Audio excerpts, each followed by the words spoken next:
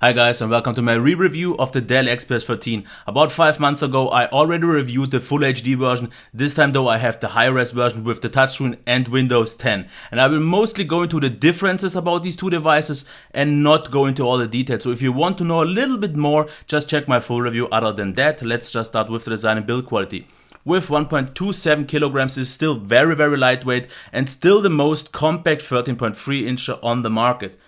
With aluminum on the top and bottom, it still feels very solid. The rubber feet protected from sliding. Solid amount of ports, still average though, with 2 USB 3.0, display port for the charging, headphone jack and the button that shows you the battery.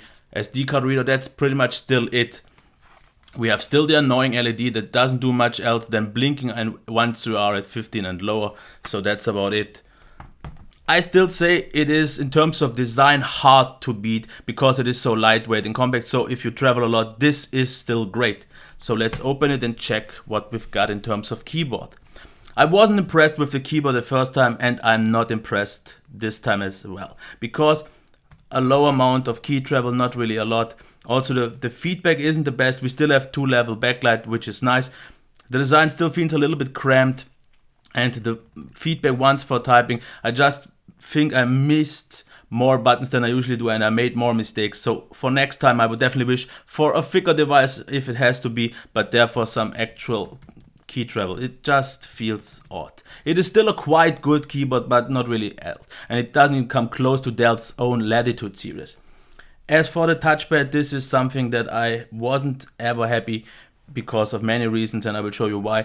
With Windows 10 now we have gestures, as you can see here, to switch the apps. We can also show this, and here is already one issue I will talk about later, because you can see this slightly stutter animation, but it is fine. But my issue here with the scrolling is that you have to move way too much. As you can see, I do a whole swipe over the whole device and it doesn't really scroll a lot. The multi-finger gestures get recognized very well, but I think my main gripe is the amount that I have to scroll to get something done. I thought the first time on my first review that this could be changed, but I didn't really find the proper way. So this is my main gripe. Other than that, it is still very good because actually the rest is done fine. As for the display though, we now have the 3200 by 1800 version. So in terms of sharpness, we are definitely there now. It is very crisp, but here you can see the main issue. These tiny symbols here and the navigation UI with the hand is pretty much impossible to hit, and I don't get why we still on Windows 10 have scaling issues of these kinds, especially on a first-party app like Windows Media Player. Out of the box, this device comes with 250% of scaling. I changed it back to 200 though, because with 250 everything that normally is reasonably sized, like here, was just too big. So 250 is definitely way better with a mouse and everything looks better, but therefore all the elements also get way smaller. What about the actual qualities though? The brightness is absolutely fine, but it kind of tries to seem sharp or brighter than it actually is, because the calibration out of the box is pretty much the worst I've seen on any Dell device so far. Colors or everything in general was way too warm and the gamma was boosted too much. At 1.0 everything was just completely washed out. I had to change the white to something a little bit cooler, as you can see here now, and I changed the gamma from 1.0 to 0.8 just to get a little bit more details, because everything just did wash out, like it wanted to try seem brighter as it is, because the brightness actually is absolutely fine. Other than that, blacks are still very deep, not really any backlight bleed, so all fine here. Viewing angles, as you can see here, are okay. They are definitely better than on the 1080p version, where I was quite disappointed by, because we had a narrow sweet spot. This is handled better here. Also colors pop more, but we still have also the one issue that the battery saving feature of the Intel graphics can't be fully disabled. Even disabled, it still does a little bit of those dynamic contrast, which I'm not the biggest fan, especially if you watch a movie or if you are in the browser.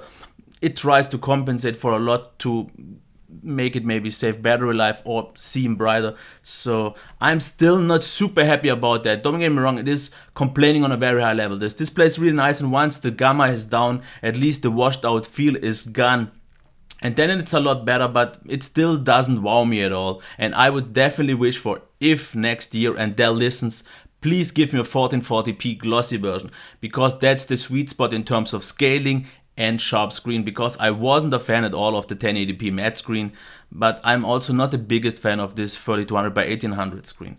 Sound, I won't show it off, but I can tell you here, nothing to worry. Very loud, very nice amount of bass. Side firing speakers, not maybe the best solution, but still one of the better ones. So I have no complaints here, very loud, the sound was absolutely fine.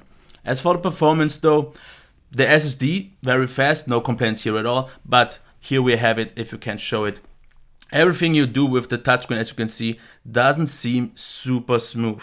Also, if you go into this app, I've seen apps like these run on lower end hardware already way better, and I mostly blame the resolution for that. It has a little bit of struggle, and I already have the i7 dual core here already. So it does handle everything quite okay, but especially if you do things like this, you will see a certain amount of stutter every time, which you didn't have on the 1080p version. So you will definitely notice a little bit of less smooth behavior within the whole workflow.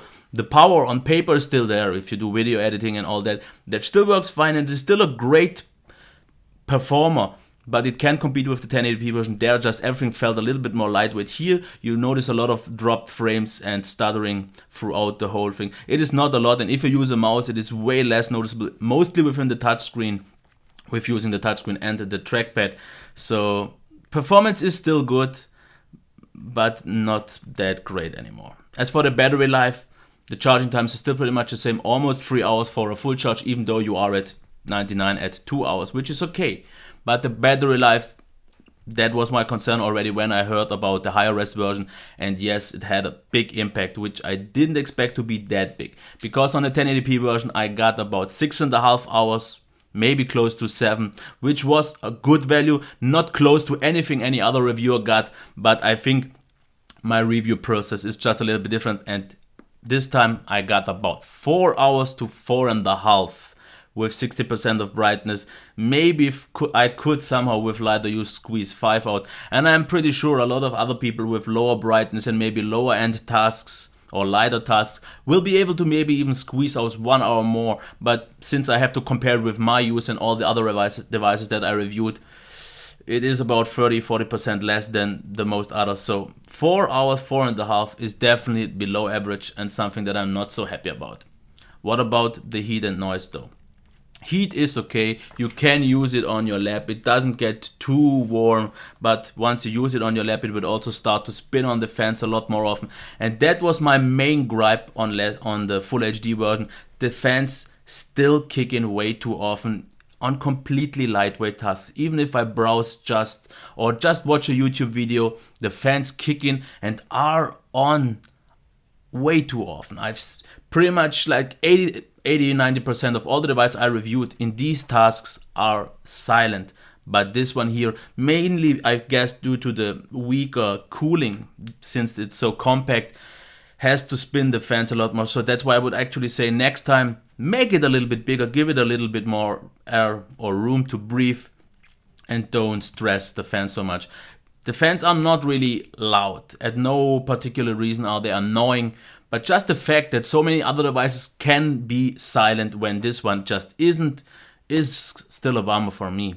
Other than that, in terms of software, with Windows 10 everything was fine. I had not really that much issues. For some reason the Internet Explorer had some issues, just sometimes making blank sites and so on, but I don't blame the system for that. There is too much bloat installed.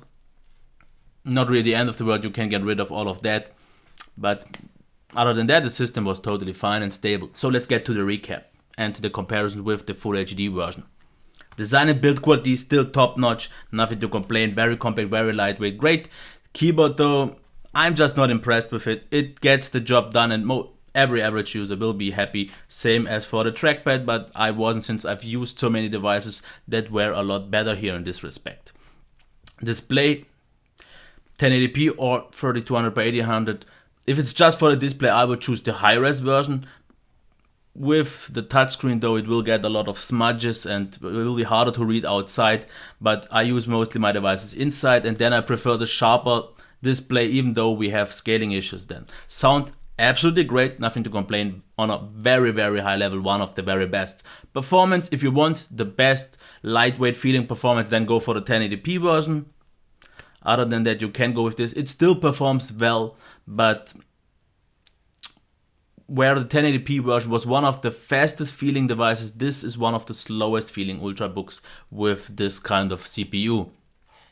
Battery life then, yeah, very, very weak, actually, with below average 4 hours. It wasn't anything convincing at all. 4.5, maybe 5 would be good enough for me, but if you use it outside, since it is so lightweight and compact to travel around, then definitely go for the 1080p version. Heat and noise are the same. Not that happy with the noise. And the software was solid on both. So which should you get? If you want a better experience just in terms of display, go for the high-res version. But in pretty much all other cases, the 1080p version makes more sense. You get more battery life out of it. The performance felt better. But personally, I just wasn't a big fan of the 1080p version. So would I recommend it? And here is where I have to say one thing. I was complaining a lot about both versions, and personally I wouldn't go for either one. But this is me, who has already reviewed a lot of different devices who had better qualities in all categories throughout.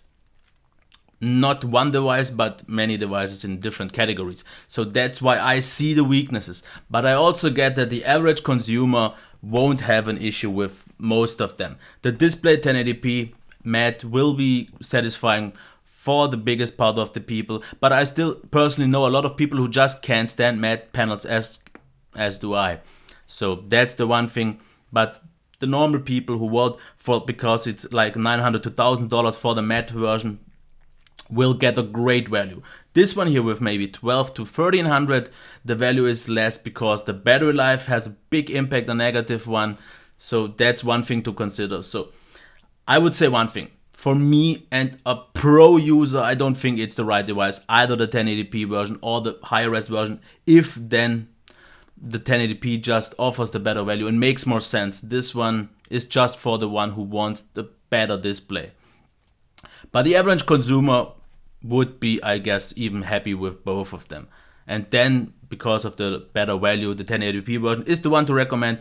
And the one thing I have to add, it is a very good all-round device for the average consumer, but I think definitely it is a little bit overhyped. And all the amazing ratings that it got, people saying it is the best ultrabook, are, in my opinion, a little bit hyped.